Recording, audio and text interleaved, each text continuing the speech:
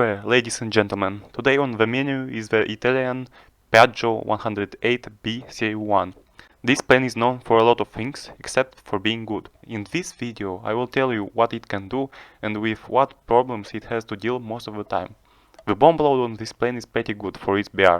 It can carry up to 34 100 kg bombs, or 7 500 kg bombs, or even 3 torpedoes, which is a cool thing in naval battles, but knowing what the AA is capable of in those type of battles, I really doubt that these torpedoes are worth it.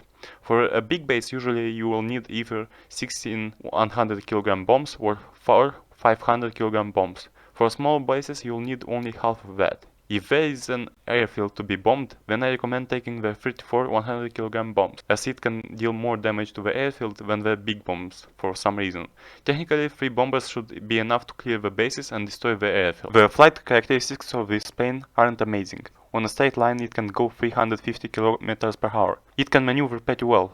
You can even use flaps to turn even faster, as those can sustain big speeds. But don't go over 400 km per hour if you want to turn fire with someone, as the tail control starts to stiffen and you lose the ability to turn very fast. And if you get attacked, might as well drop the bombs, because staying alive is more important than dying because of the additional weight. The survivability of this plane is quite bad, especially considering that all the gunners are placed in one spot and can be all instantly killed with one short strafe, as they have no armor protection, especially considering how many powerful enemies this plane has to encounter at this VR. You also get easily on fire, and the infinite engine fire hasn't been fixed yet, if it's gonna get fixed at all.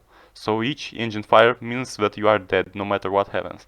The defensive armament is pretty bad.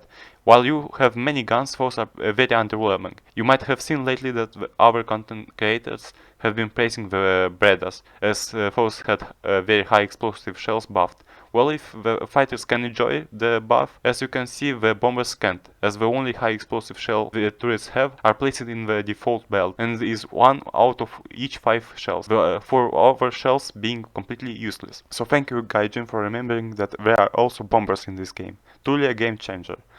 Also, the convergence distance choice hasn't been fixed on the bombers, and it is fixed only at 400 meters.